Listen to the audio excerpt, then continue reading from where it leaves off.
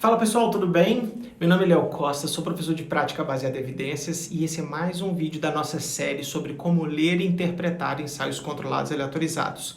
Eu peço humildemente que você siga o nosso canal aqui no YouTube e siga as nossas redes sociais aí para você continuar acompanhando tudo que você gostaria de aprender sobre prática baseada em evidências.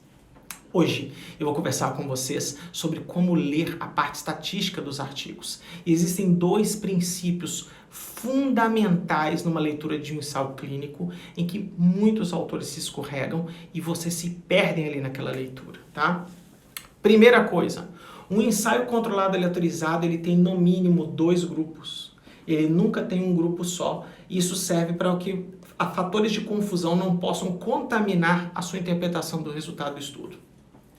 E por isso mesmo, como você tem 2 grupos, a análise estatística desse estudo vai ser comparar o quanto de melhora você observou no desfecho no grupo controle versus ou menos quanto de melhora você viu no grupo experimental. Então, é sempre uma análise estatística entre os grupos. E em inglês, isso vai estar escrito lá no artigo como Between Group Differences. Então, você quer saber, no final das contas, quanto que um grupo ganhou do outro grupo, se é que ele ganhou. Então você tem algumas situações, pode haver um empate, pode ser que o grupo controle ganha, isso é muito raro de acontecer, ou o grupo experimental ganha do controle. Então aquele resultado que sai dali, você quer saber a diferença entre os desfechos nesses 2 grupos. Então vou dar um exemplo muito simples para vocês. Imagina, e esse exemplo é real, imagina um ensaio clínico de opioides versus placebo para dor crônica, tá? Então um grupo melhora, por exemplo, 50%. Então ele teve uma melhora de 50% dentro do grupo, tá? O grupo opioide melhorou 62%, tá? Então, se você fizer uma subtração absoluta desses percentuais, você vai perceber que o grupo opioide ele teve uma melhora de 12% acima do grupo placebo. E isso é o que a gente chama de effect size, o tamanho de efeito. É quanto que o grupo intervenção foi melhor do que o grupo controle, o grupo de comparação. Então, nesse caso, esse dado é real. Os pacientes que usam opioides, que são drogas muito fortes, eles têm uma melhora de 12% acima de pessoas que tomaram uma droga de mentira, tá? E aí cabe a você, clínico, conversar com o seu paciente e perceber se esses 12% são clinicamente relevantes para o quadro clínico daquele paciente individual que está sentado na sua frente. Então, sempre você tem que ver a análise estatística comparando o grupo A versus o grupo B, e qualquer teste estatístico vale. Então muita gente fica preocupada com o nome de teste, isso não é problema. Então existem várias formas de comparar médias, você pode usar teste T, você pode usar ANOVA, você pode usar regressão, você pode usar modelos lineares mistos, você pode usar um monte de análise estatística. Mas o que importa é, alguém fez um teste estatístico para comparar esse grupo contra esse? Se sim, ponto para o pesquisador. E 2, quanto um grupo é melhor do que o outro em termos de magnitude e não aquele valor P que você vê ali, você fica procurando nas tabelas. O valor P simplesmente vai falar se o grupo A é melhor do que o grupo B. E ele te dá só isso. Então, muitas pessoas, quando leem ensaios clínicos, ele fala assim, olha, o tratamento tal é estatisticamente significante comparado com o grupo placebo. Isso é o valor P, porque o valor P é menor que 0,05 e tal. Você fica ligado com isso.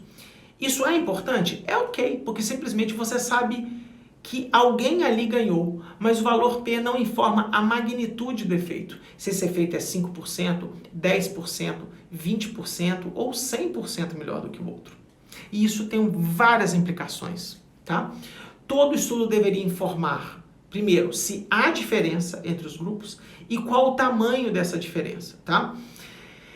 Pode ser que você tenha uma diferença estatisticamente significante, mas a diferença entre os grupos não seja clinicamente importante. Um exemplo que eu gosto de dar é uma revisão sistemática, que é um compilado de ensaios clínicos, então você pode interpretar tudo como se fosse um ensaio clínico só, em que eles compararam perda de peso de dietas de restrição calórica versus low carb, dietas com baixa ingestão de carboidrato.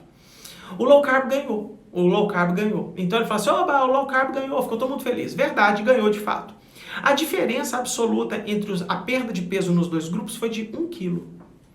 Será que 1 quilo é clinicamente importante? Em média, esses sujeitos perderam cerca de 10 quilos, se eu não me engano, e um perdeu 11. Claro que eu, Leonardo, preferia perder 11 do que perder 10.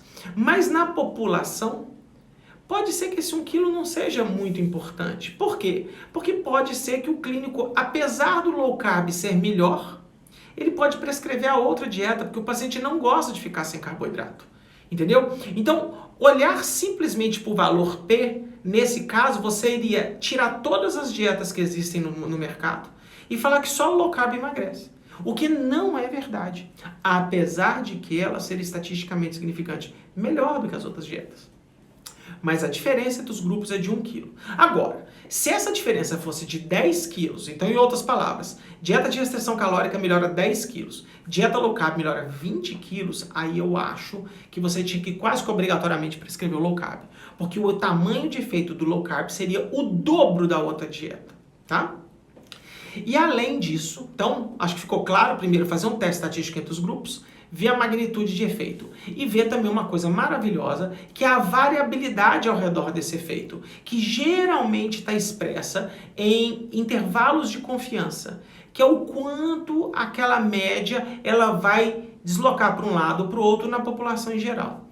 E muitas pessoas acham que intervalo de confiança é super complicado, e não é. Todas as pessoas que estão nesse canal já devem ter visto uma pesquisa por intenção de voto. Então ela fala assim, olha, se a eleição fosse hoje, o candidato teria 40 pontos percentuais de votos, com uma margem de erro de 2 pontos para mais ou para menos. O que significa isso? Que naquela amostra deu 40 pontos, mas se eu pegasse outras amostras ia dar 41, ou 42, ou 39, ou 38 e assim por diante. Isso é um intervalo de confiança, que é o que a televisão chama de margem de erro. Então, na verdade, quando você olha para o intervalo de confiança, você deveria pensar assim, olha, bom, esse estudo do low carb, por exemplo, que eu acabei de contar para vocês, foi 1 quilo. Mas o intervalo de confiança varia, por exemplo, de 0,8 quilos a 1,2 quilos. Significa que o seu paciente, se você aplicar o low carb ao invés de colocar o outro tratamento, a perda de peso esperada deles não é de 1 quilo, é algo entre 0,8 e 1,2. Em 95% dos casos vai estar variando entre esses dois números, entendeu?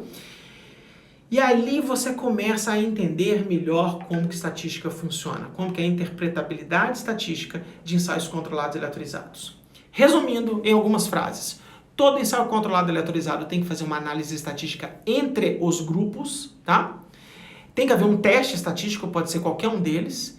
Você deve olhar não só para o valor P, que é se houve diferença entre os grupos, mas também qual que é o placar desse jogo, quanto que um grupo ganhou do outro grupo. E finalmente, pensando no seu paciente, olhe para o intervalo de confiança. Aqueles dois números que estão ali são as bordas que a gente chama da incerteza ao redor da média, que é aquilo ali que vai determinar a melhora do seu paciente, tá? Então, se você fizer isso, você vai ficar craque na leitura e interpretação de ensaios controlados e aleatorizados, tá? Lembrando que esse vídeo, que é o último vídeo da série de ensaios controlados e aleatorizados, ela não é uma parte de viés, mas simplesmente uma parte de interpretação estatística que muitas pessoas têm dificuldade, quando na verdade é bem simples, tá bom? Se você quiser aprender mais sobre prática baseada em evidências, continua seguindo meu canal, continua seguindo nas redes sociais minha e da Lucila, e a gente se vê numa próxima oportunidade. Até lá!